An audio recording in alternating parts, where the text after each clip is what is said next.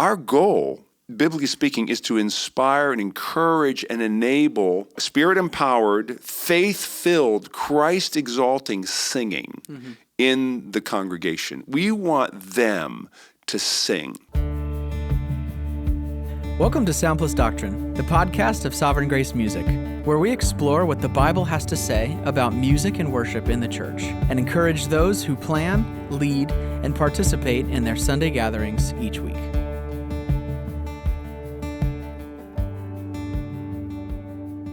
Hello and welcome to the Sound Plus Doctrine podcast. My name is David Zimmer. My name is Bob Coughlin. Thank you for joining us. Thank you for tuning in. Yes, we are so happy you're here, and we're happy to be here. Yes. We are going to spend this episode talking about vocal arranging for Sunday mornings. Great. People assume that when we're told that Christians should sing, that God's people should sing, that's all you need to know. Yeah. Actually, there's a lot more that's involved. And we've been getting questions about this. So David's going to read one. If you have a question, which we really appreciate it when people send in questions, yes, we you do. can send it to Sound Plus Doctrine, plus is spelled out, Plus, Sound Plus Doctrine at sovereigngrace.com. Yep. So send us your questions. But here's one we got recently. Yeah.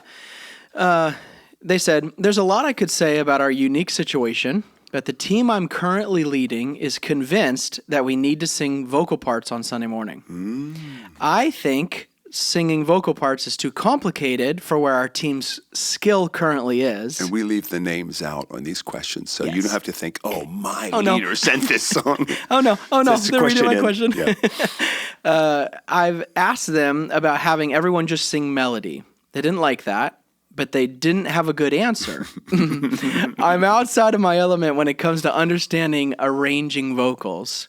Can you all help me and point me to a resource that will give me some guidance? Thank you. Well, rather than point you to a resource that will give you guidance, we're going to take a shot at it. We are going to seek to be that resource. Yeah. I think it's, as I was thinking about talking about this topic, I did a little research because on music history, because I went to college in the 70s, and not all of it has stayed with me. But it confirmed what I was thinking, and that is that like singing in the church has gone through these seasons of singing unison, and then a push for creativity. And then usually the Pope, back in the first 1,000 years, saying, "Okay, we're getting too creative. Let's pull it back." And you had unison, like Gregorian chant for a while, and then it moved into more polyphonic, where you have other voices, and there's always been this tension in the church for really hundreds and hundreds of years between what's complicated and what's too complicated and what should be sung. Right. So the Reformation comes along, at least in Western church music, and there's this real emphasis on congregational participation and simplicity. So a real push towards melody, just singing the melody. And then you have a movement probably in the 19th century, the 1800s, where hymnals were starting to be developed, where you have parts. Yeah. SATB. My good friend Matt Merker, who's going to be speaking at the Worship God Conference, we have a little conversation about, should your church try to sing in parts? Great. And, Matt thinks they should. And I think, I'm not sure they should. It's fine if they do. It's great if they do. And some churches have that tradition. It's beautiful. It's stirring. It can be, it's a different sound, but it's not necessarily biblical. So, in other words, not a command. Yeah, right. So I wanted to just make one point from Scripture before we, get into the specific question. Should they just sing melody? Should they sing parts? What's the place of parts? And I'm thinking here, because you can structure this in so many different ways. Right. If you have a choir, obviously, you're probably going to sing in parts. Right. A lot of churches, and I think ones that would listen to this podcast, would be composed of a few vocalists, Yeah. backed up by a band, with drums, bass, or maybe percussion, just something simple, but a few vocalists. So that's really who we're speaking to. How should those vocalists think of their parts? Right. So first, I did a quick word search for harmony in the Bible, and it appears in the English Standard Version 3 times. None of them have to do with music. Right. They all have to do with relationships. Yeah, right. Live in harmony with one another. Yes. I just could do that very quickly here. That's Romans 12:16, Romans 15:5. May the God of endurance and encouragement grant you to live in such harmony with one another. Colossians 3:14. And above all these, put on love, which binds everything together in perfect harmony. So there's no references to harmony per se in the Yes. Bible. But when you do a search for melody, that's all over the place. Psalm 27:6. My head shall be lifted up above my enemies all around me. I will offer in his tent sacrifices with shouts of joy. I will sing and make melody to the Lord.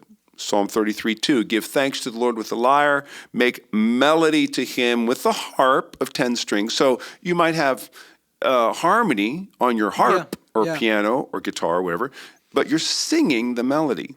Psalm 57, this is also Psalm 108. My heart is steadfast, O God, my heart is steadfast. I will sing and make melody.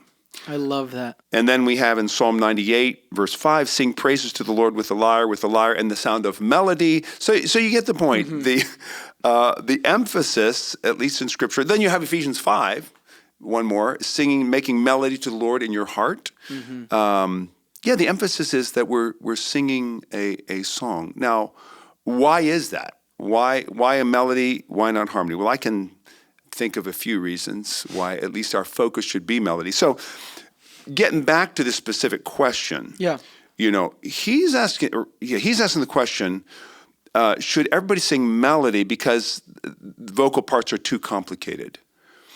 Well, I want us to talk about whether your team is, whether it's not too complicated or not. Yeah. So what I found is that in a lot of churches where you have multiple vocalists, there's an assumption, often it's the ladies, but it could be guys as well, that if you're singing, you're going to sing harmony. And I don't think that's the wisest thing. Because what will happen is, I've been on the receiving end of those teams, those bands, and you just have a hard time identifying where the melody is. Right. So, that's one thing.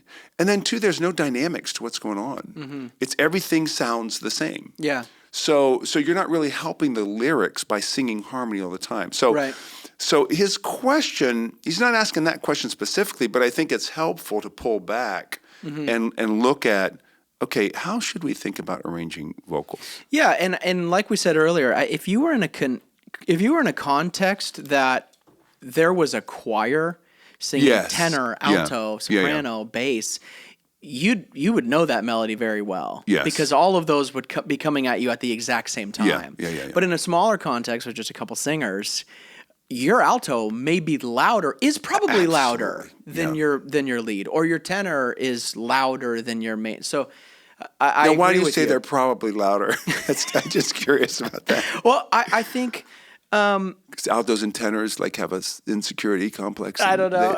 They want to sing really loud so they'll be heard. I don't know. I think I don't know. It could be so many different things. How they're mixed. Yeah. No, I think it's true. It's inferiority complex, not insecurity complex. No, I think that's right. They want to nail it. And for altos, it can be sometimes it's in stronger part of their range. Tenors, same thing. I'm going and then if you don't have someone good mixing in front, it just can overwhelm the melody, and then it's just not. And then you feel lost as a congregation. Yes. I haven't heard this song. Yes. So as many things, it gets back to why are we doing what we're doing? So if the musicians are in front of the congregation to put on a show, or to put on a production, well then sing all the harmony you want, as often as you want, because it's all about the complexity and your skill and your talent level, but that's not what we're doing. Our goal, and we've said this number of times on the podcast, our goal, biblically speaking, is to inspire and encourage and enable Spirit-empowered, faith-filled, Christ-exalting singing in the congregation. We want them to sing. Now, if they don't know the melody, they're going to have a hard time singing. Super hard. So if we're singing harmonies all the time, that's going to make it hard for them to know the melody. Because why? Think about who's in your congregation. You have guests. You have new people who've never been to your church before. Maybe they don't know your songs. Maybe they do, but they might not. I can assure you, you have people in your congregation every Sunday who don't know at least one of the songs you're singing. For sure. So you have them. Then you have a lot of non-musical people in your congregation who are trying to figure out, like, how does this go? And, what's the melody here? And so that's another thing. And then you have a lot of people who don't listen to the playlists you do.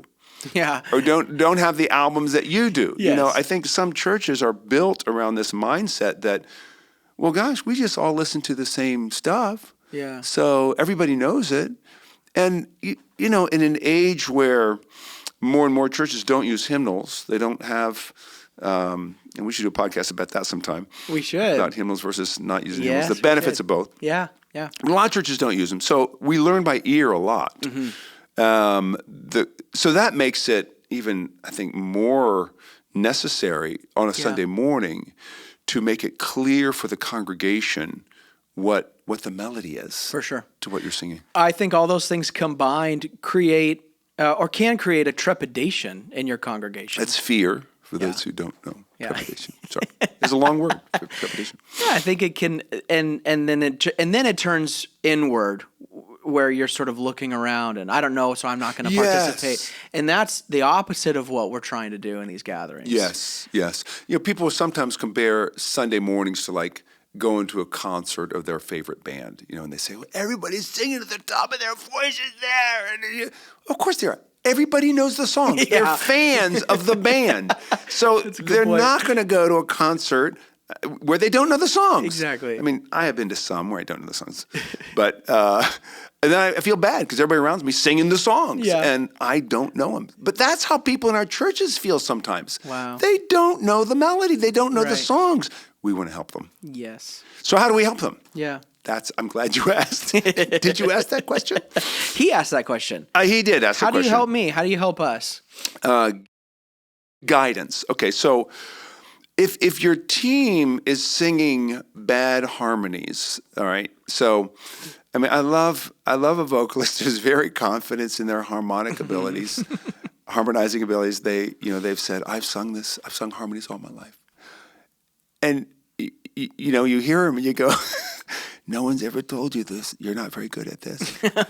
Even though you feel good about it, and I'm happy that you feel good about it. But my job is not just to conform to your idea of what's good, of how you sound. Right. My goal is to serve, my job is to serve the congregation. So it's going to take some leadership. It will take winsome, theologically informed, humble leadership to say to your vocalists, hey, let's think about this more carefully. I have to do this often when I come into a situation, like either for a conference or when I lead at a church occasionally, Sovereign Grace Church or somewhere where I'm working with a band I've just never worked with. I may have to say this like directly, hey, don't do this, don't do this. But if it's over the long haul, you can help your vocalists understand, look, our goal is to serve the congregation. We want to help them sing. And so we want to give them a good chance to grasp the melody. So what I've told our vocalists is, if it's a song that goes verse, chorus, verse, chorus, verse, chorus, don't even think about singing harmony until the second chorus. Yeah. So you give them the verse, the chorus, and the verse all with melody. So it may be, I didn't finish my thought. It may be if the person who wants to do harmony, people who want to do harmony, they aren't doing a good job. You may have to just say that. Yeah. But you could start by saying, hey, let's not jump into harmony so soon. Let's give our church the melody. On every song, let's start with melody, keep it going until we're confident, okay, they've heard it, and now we can add some harmonies. Yep. It's not imperative that we sing harmony, as we've talked about. And then once you get to the chorus, it's not even imperative that you sing harmony the whole time. Yeah. So I think one of the things that vocalists don't realize is that unison can be stronger and more impacting when it comes out of harmony than just doing harmony all the way to the end. Right. That's a subjective thing. But I think, I know at Sovereign Grace Church of Louisville, our vocalists have become more accustomed to thinking, when I get to that last line, we're going to do it unison. So take a song like "O Lord, My Rock, My Redeemer." It doesn't have a chorus, but it has B section. Yeah. Yes, a B section. May all my days bring glory to your name. Is that what it is? Yeah. So that last line, just bring it down to unison. Oh, it's so sweet. Yeah. And it helps bring those words kind of into prominence just by going to unison. Yep. So then if you do another chorus after that second chorus, do harmony then too. But just think about the first, verse, chorus, verse being melody. That will really serve your congregation. And we do the same thing with bridge. If you're doing a bridge melody, we'll sing a bridge melody. And if you repeat it 3 times or 2 times, you can build off of that. Yes. It's really effective. Vocals should be used to draw attention to the lyrics. And the way we do that is by varying them. So we might have a girl on the team sing the first verse of a song. Now I won't ask them, and she'll sing melody through the whole song. But I'm not saying, okay, you lead the song. We're all behind you. I'm just saying, no, you sing the first verse because we want to hear that different sound. It's just going to be different. Yeah. I might sing the first verse to a song, but I'm mostly saying to our vocalists, look, if I'm singing, you should be singing. Yeah. Because we're a congregation. Yeah. We're not, trying to show something to people or, there are just different ways we can use the vocals, arrange the vocals so that at a certain moment, a lyric becomes more impacting. And that's what we're trying to do. But that is for the purpose of everybody joining their voices in together. Right. So there's a variety that we can think about that I think we can, not give attention to, not pay attention to because, everybody's up here, we're just going to sing. No, you can have people not sing for a while, for a first verse, or maybe at the start of a bridge. But generally, I'm asking our people who are on mic to sing the melody together. Yep. It's a very obvious but easily missed point that you just said. We sing for the lyrics to embed deep within us. Yes. Well, that's enabled the word of Christ to dwell in you richly. Yes, we don't sing to be heard. Yeah. Even as a congregation, I think sometimes we can talk about that a lot too. Man, we're just singing so loud, and we don't want to just sing to hear our voices. We're singing for a purpose. I'd say as your vocalist too, you're not singing to sound beautiful, right? Though you want to. You're want singing for the lyrics to be impacting, and impactful to us while we're singing. Well, that's one of the differences I will see sometimes in someone who's been trained like chorally or classically, and someone who hasn't. I was just at a conference recently where I could tell the vocalist had been trained in a choir. Do you know why? Because she pronounced every consonant perfectly, and it was a little odd to me. But in her mind, it made it easier for people to understand what she was singing. So I said, listen, we don't talk like that. We can sing just normally. And, traditional singers can focus on this, certain sound and projection. And that can be helpful. But the question is is that communicating what you think it's communicating? Or are you unintentionally drawing attention to yourself? And I mean, people, I think most of the times would not even be thinking that, would not be thinking that. Yeah. But it can happen where we make sure that the end of all our phrases continues to the very end of the note. Yes. And everybody else is kind of dropping off, but you're still in there because you've been taught to sing to the end of the note. If it's a half note, you want to hold it out. It's like, that's just not, it's not doing what you think it's doing. Right. And it's unintentionally drawing attention to you. So these can be hard conversations. Yeah. I mean, we're laughing here, but I can imagine someone listening going, I can't have that conversation with my vocalist. Yeah. But you need to. Yeah. And it's not to put somebody down. For sure. It's not to make someone Right, for feel, sure. less than. It's what serves our congregation. Yes. And so let's learn how to work together in this, And it does help to have other people give thoughts on, how does this work? To ask people, how does my vocal contribute? Is it contributing?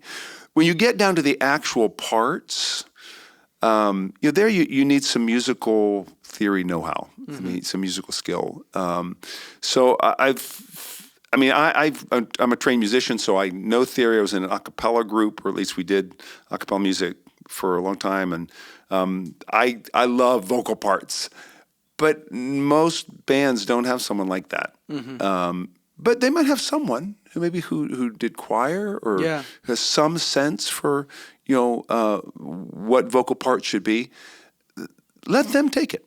Let them kind of assign the vocal parts. A lot of times I'll encourage vocalists, alto and tenor, to sing what's natural to them and then just see if we need to change anything. The problem comes when like the alto's stepping on the tenor part or the tenor's stepping on the alto part. Right. And then you're just kind of, it's kind of going back and forth. It's not the end of the world if that happens. But if you're going to do parts, if you're going to be committed to them, I would say, maybe have the vocalist come in early or have a separate rehearsal. Totally. Where they can figure out, okay, here's what we should do. Yes. But bottom line, don't make someone so conscious of getting the right part that that's what they're thinking about when they're singing with the congregation. Right. Because when we're singing with the congregation, what we want to be thinking about is the truths that we're singing. Yeah. So I mean that's a lot, but I think that's the way to approach it.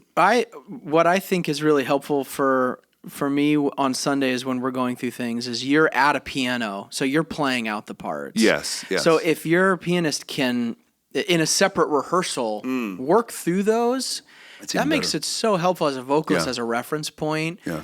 Instead of just you trying to sing the part and then no one's singing melody and it's hard to find that. I love that. So that's one practical thing that's been helpful that you do for us on Sundays. And then I just wanted to add one more thing, Bob. I just think like if any church should have the most incredible vocal arranging, it's the guy who was in Glad's church. I mean, if you haven't... People are saying, Glad, what's Glad? Look him up on YouTube. If you haven't listened to Glad, I mean, that is so much. I mean, and an a cappella arranging. That's pretty funny. But, so I think that's what I so appreciate that, I serve with you on Sundays, almost every week. And it's never a push for, we have to do this. It used to be. I used to be like that. I mean, I used to want to have the vocal parts, just right, make sure everybody, and I'll still give attention to that. Yeah. I've just realized that's not what affects people. A lot of times it's more for me. I just want the parts to be right.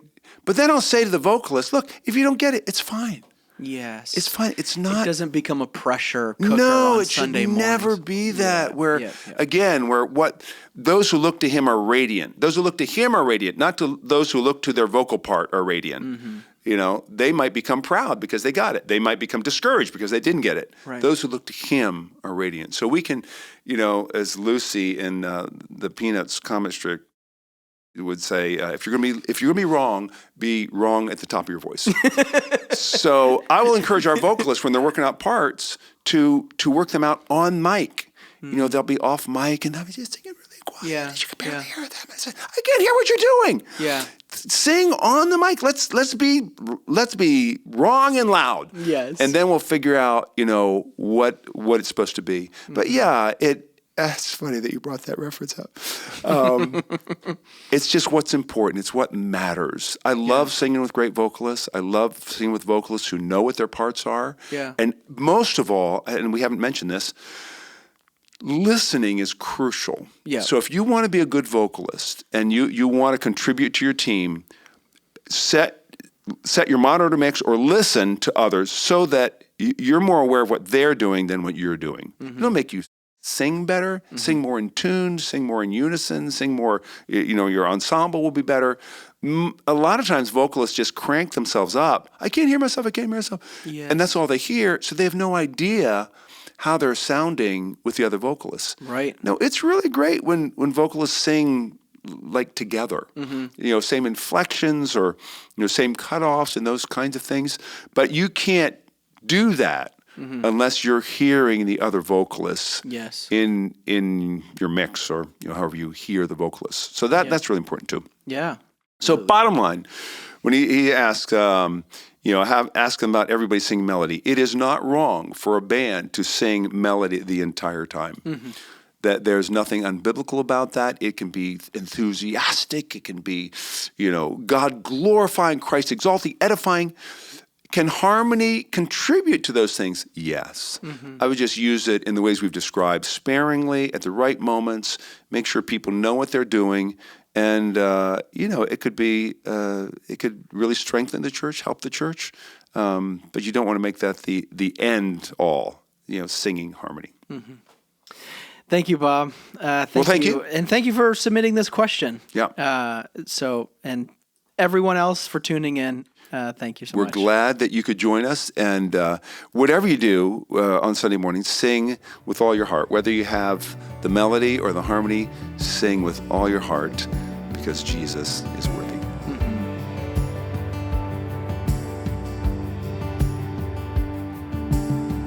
Thank you for listening to Sound Plus Doctrine, the podcast of Sovereign Grace Music. Sovereign Grace Music exists to produce Christ-exalting songs and training for local churches from local churches. For more information, free sheet music, translations, and training resources, you can visit us at sovereigngracemusic.org.